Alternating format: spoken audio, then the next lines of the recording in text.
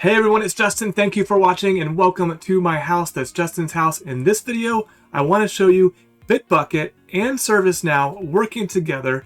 Yes, that's right. I had a use case where a customer asked, can I get Bitbucket commits associated with stories in ServiceNow? And I was like, sure, you can do it. And I ended up wanting to go do this myself to figure it out. So that's what I'm going to show you in this video. What I've got up here behind me is a story I created. This is a story in Agile Teams in ServiceNow. If you're not familiar, Agile Teams is part of strategic portfolio management. Sometimes it comes as an add-on depending on how you subscribe to ServiceNow. But essentially it lets you have stories and epics and backlogs and be able to do sprints and complete work. A lot of us in the ecosystem use this particular functionality to implement ServiceNow.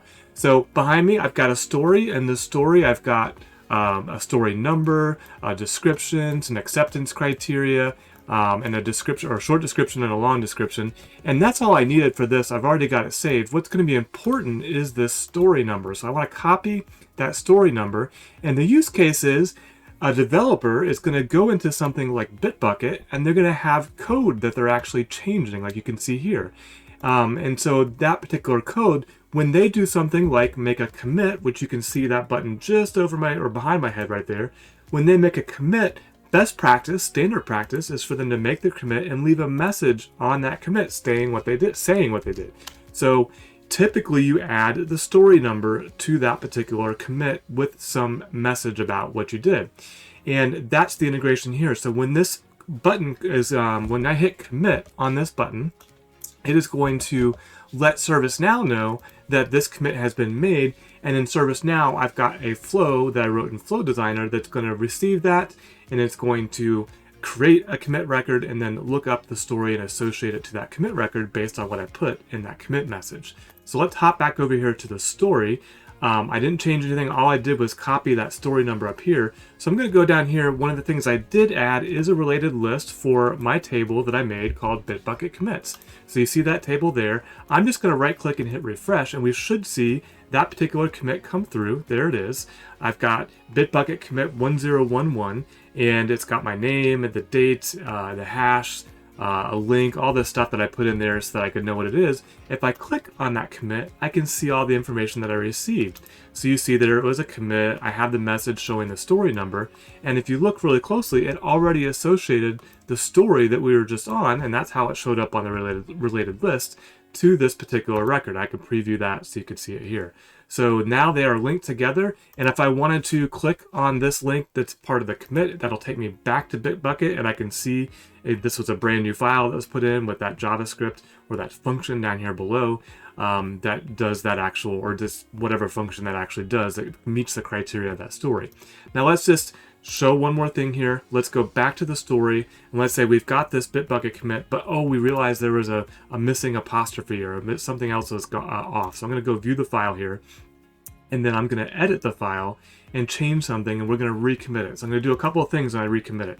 I'm going to come in here, I'm going to put a comment in, and I'm just going to type in here, we'll just say this, this is the recursion to find the requested value given the key.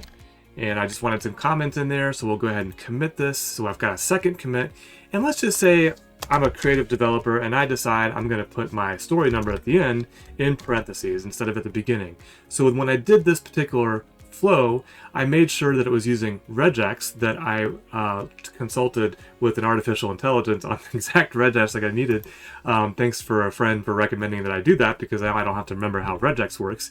And it's going to go ahead, make that commit, and if we come back over to our story, we had the one commit down here below, and you'll see when I hit the refresh list in here, we should see the second commit that I just did live in front of you come on through. So now I have two commits associated with one story, and that's how it works in real life, everybody, is that you're making several changes to the code probably for a particular story. So now there's that second commit. If I click on it, it'll take me to that, and there's that comment that I added. This is the recursion to find the requested value given, not give the key. So that's it. That's my integration between Agile Teams and Bitbucket to show that we can be working in ServiceNow to do our planning to do the kind of story planning and maybe roll that up to a project within the PMO, or having a product manager or someone managing a backlog actually manage those stories and sprints.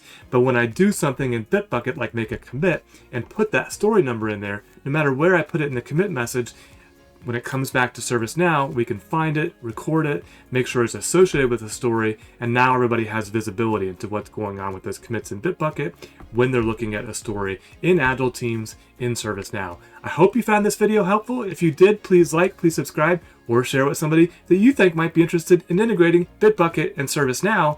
And until next time, don't forget to always be learning.